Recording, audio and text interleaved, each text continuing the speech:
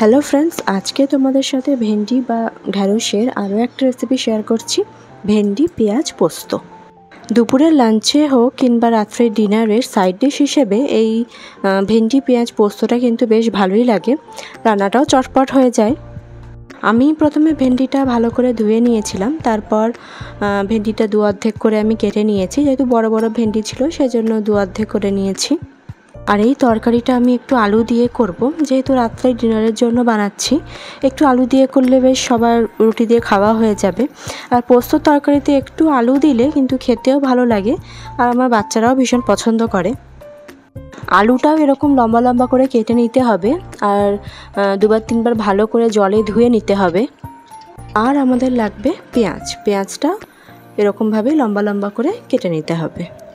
এখন ঢ্যাঁড়সের দিনে আমরা ঢ্যাঁড়স দিয়ে নানান পদই করে থাকি। ঢ্যাঁড়স খাওয়া ভীষণ ভালো, শরীরের পক্ষে ভীষণ উপকারী সবজি ঢ্যাঁড়সের ভিটামিন সি এবং অ্যান্টিঅক্সিডেন্ট আমাদের শরীরের রোগ প্রতিরোধ ক্ষমতা বাড়িয়ে তুলতে সাহায্য করে, আবার আমাদের ত্বকের বিষাক্ত পদার্থ দূর করে। সেজন্য মাঝে মধ্যে ঢ্যাঁড়স খাওয়া ভালো। তো আমার পেঁয়াজটা কাটা হয়ে গেছে। ঢ্যাঁড়স পেঁয়াজ পোস্তের মেন ইনগ্রিডিয়েন্ট হলো পোস্তটা আমি রসুন আর কাঁচা লঙ্কা দিয়ে বেটে নিয়েছি। শিলনোড়ায় বাটলেই বেশি ভালো হয়, খুব মিহিভাবে বাটা হয় পোস্তটা, কিন্তু অনেক সময় আমাদের হাতে সময় থাকে না। সেই জন্য পোস্তটা কড়াইতে এমনি ড্রাই রোস্ট করে তারপর যদি গ্রাইন্ড করে রাখা যায়, ফ্রিজে অনেক দিন কিন্তু এইভাবে স্টোর করে রাখা যায়। যখন দরকার হবে, যখন পোস্তর কোনো তরকারি খেতে ইচ্ছা করবে, ফ্রিজ থেকে বার করে পোস্তটা সামান্য একটু জল দিয়ে মিক্সিতে ঘোরালেই কিন্তু সুন্দর পেস্ট হয়ে যায়। আর আমি এখানে কড়াইতে দিয়েছি সর্ষের তেল। ভেন্ডিটা ভালো করে ভেজে নিতে হবে।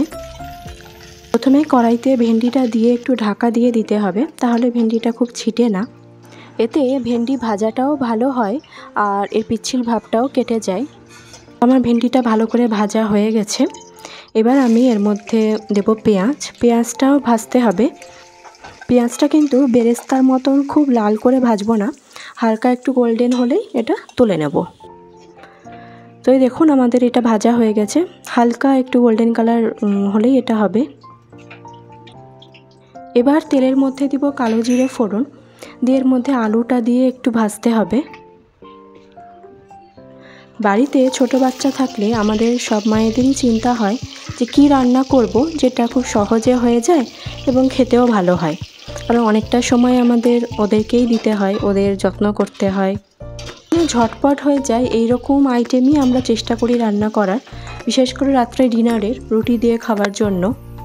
আর এইরকম পোস্ত দিয়ে খাবার কিন্তু খুব ইজিলি হয়ে যায়, যে কোনো খাবার। সে আপনি আলু পেঁয়াজ পোস্তও করতে পারেন, আলু পটল পোস্তও করতে পারেন। তো প্রত্যেকটা আইটেমই কিন্তু খুব সহজ। আপনারা দেখতে পেলেন আমার আলুটা ভাজা হয়ে গেছে। এবার এর মধ্যে দিয়ে দিলাম পোস্ত বাটা, আর এর মধ্যে দিচ্ছি স্বাদ মতো লবণ আর হলুদ আর কাঁচা লঙ্কা। এবার সামান্য একটু জল দিয়ে এটাকে ঢাকা দিয়ে দিতে হবে যতক্ষণ না আলুটা সেদ্ধ হচ্ছে। 5-6 মিনিট ঢাকা দিয়ে রাখলেই আলুটা সেদ্ধ হয়ে যায়। এবার এখন আমরা দেব এর মধ্যে ভেন্ডি আর পেঁয়াজ যেটা ভেজে রেখেছিলাম সেটা দিয়ে দেব, দিয়ে আবারও ঢাকা দিয়ে 5 মিনিট রাখতে হবে।